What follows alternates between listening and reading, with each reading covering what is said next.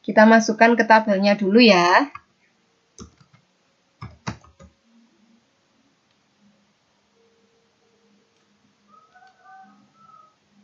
Karena mesin mulai dioperasikan tahun 2010, berarti tahun 2010 juga tetap harus ditulis.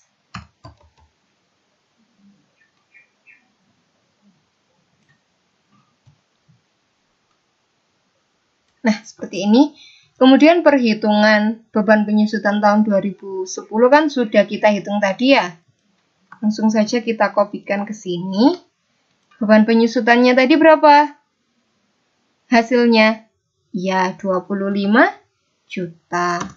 Kemudian untuk akumulasi penyusutannya, karena masih tahun yang pertama, akumulasi penyusutannya itu sama dengan beban penyusutan, yakni 25 juta. Untuk nilai bukunya, tentu kalian masih ingat kan caranya gimana?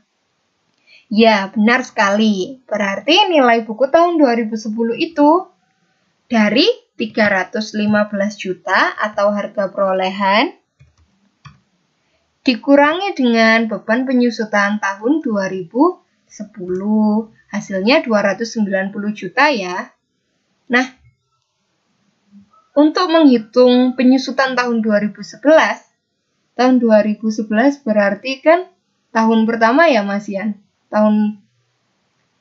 Untuk menghitung beban penyusutan tahun 2011 caranya gimana? Nah, gini. Di tahun pertama, mesin kan masih disusutkan 3 bulan ya. Berarti kalau untuk menggenapi 1 tahun penyusutan di tahun pertama, berarti kurang berapa bulan? 1 tahun 12 bulan ya, dikurangi 3, berarti berapa? Ya, 9 bulan. Berarti 9/12 dikali tarif penyusutan tahun pertama berapa? Ya, 100 juta. Sisanya berapa? Berarti sisanya kan 3 bulan ya, 3/12 dikali dengan tarif penyusutan tahun yang kedua, yakni 80 juta. Kenapa kok seperti ini? Karena kita belinya bulan Oktober. Misalkan kita belinya awal tahun atau Januari, beban penyusutan tahun pertamanya langsung 100 juta. Kita nggak usah menghitung lagi beban penyusutan tahun berjalannya.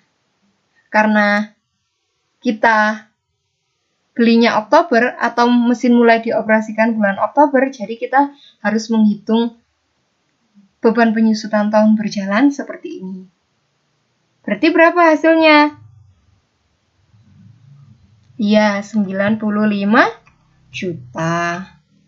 Untuk akumulasi penyusutannya gimana? Masih ingat kan? Ya, akumulasi penyusutan tahun 2010 ditambah dengan beban penyusutan tahun 2011. Kemudian untuk nilai bukunya, gimana? Nilai buku tahun 2010 dikurangi beban penyusutan tahun 2011, yakni hasilnya 190 juta. Untuk tahun 2012 gimana cara ngitungnya? Ini kan di tahun yang kedua atau tahun 2012 kan sudah disusutkan selama 3 bulan. Berarti kalau 1 tahun sisanya ya 9 bulan. Berarti 9/12 dikali tarif penyusutan tahun kedua yakni 80 juta. Sisanya 3 bulan dikali 3/12 dikali tarif penyusutan tahun ketiga, yakni 60 juta. Hasilnya berapa? Ayo. Benar sekali, 75 juta. Untuk akumulasi penyusutan, berarti gimana? Akumulasi penyusutan tahun 2011 ditambah dengan beban penyusutan tahun 2012.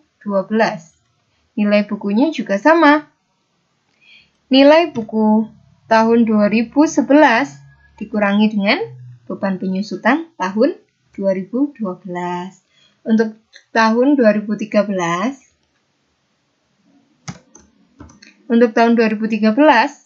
atau tahun ketiga, kan sudah disusutkan selama 3 bulan mesinnya. Berarti kurang 9 bulan ya. 9/12 dikali tarif penyusutan tahun ketiga, yakni 60 juta. Sisanya yang 3 bulan berikutnya, 3/12 dikali penyusutan tahun yang keempat. Hasilnya berapa? Ya, betul sekali, 55 juta. Nah, untuk akumulasi penyusutannya, akumulasi penyusutan tahun 2012 ditambah dengan beban penyusutan tahun 2013. Untuk nilai bukunya, nilai buku tahun 2012 dikurangi dengan beban penyusutan tahun 2013. Kemudian untuk tahun 2014 atau tahun yang keempat, di tahun yang keempat, mesin sudah disusutkan selama 3 bulan di sini. Berarti kurang 9 bulan. Ngitungnya 9/12 dikali tarif penyusutan tahun yang keempat. Ini ya, 40 juta. Dikali 40 juta. Kemudian yang 3 bulan, 3/12 dikali penyusutan tahun ke-5, yakni 20 juta. Hasilnya berapa? Ya, 35 juta. Nah, untuk akumulasi penyusutannya, berarti akumulasi penyusutan tahun 2013 ditambah dengan beban penyusutan tahun 2014. Untuk nilai bukunya, nilai buku tahun 2013 dikurangi dengan beban penyusutan tahun 2014, hasilnya 30 juta. Nah, di tahun 2015 atau di tahun yang kelima, perhitungan beban penyusutannya sedikit berbeda. Kenapa?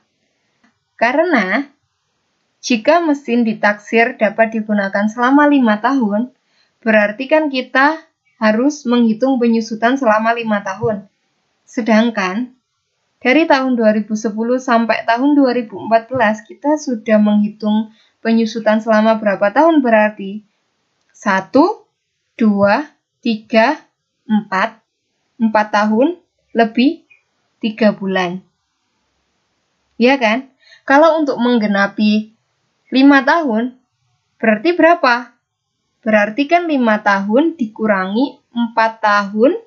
4 tahun ini lebih 3 bulan. Hasilnya berapa?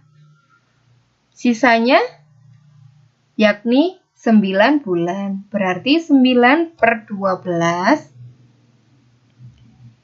dikali dengan tarif penyusutan tahun yang kelima, yakni 20 juta. Hasilnya berapa?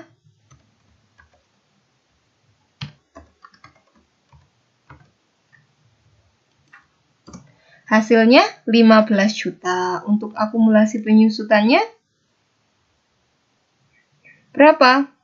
Jadi akumulasi penyusutan tahun 2014 ditambah dengan beban penyusutan tahun 2015, hasilnya 300 juta.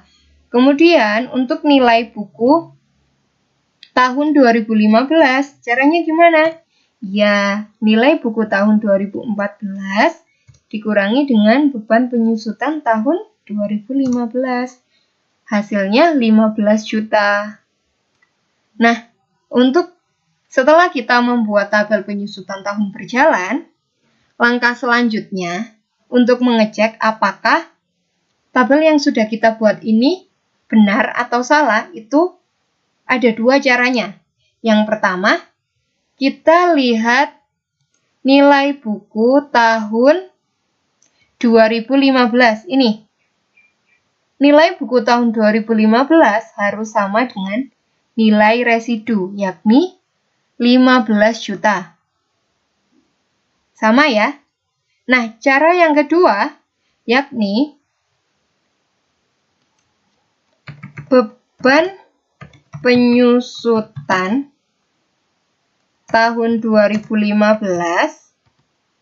ditambah dengan akumulasi penyusutan tahun 2015, itu hasilnya harus sama dengan harga perolehan. Nah, langsung saja kita lihat di sini. Beban penyusutan tahun 2015-nya kan 15 juta ya? Ditambah akumulasi penyusutan tahun 2015, 13 juta. Hasilnya 315. Hasilnya ini harus sama dengan harga perolehan. Sama nggak? Sama ya, berarti kalau sama dapat dikatakan bahwa tabel yang sudah kita buat ini sudah benar, gitu. Kemudian langkah yang terakhir yakni kita memposting ke dalam jurnal. Misalkan kita buat jurnal penyesuaian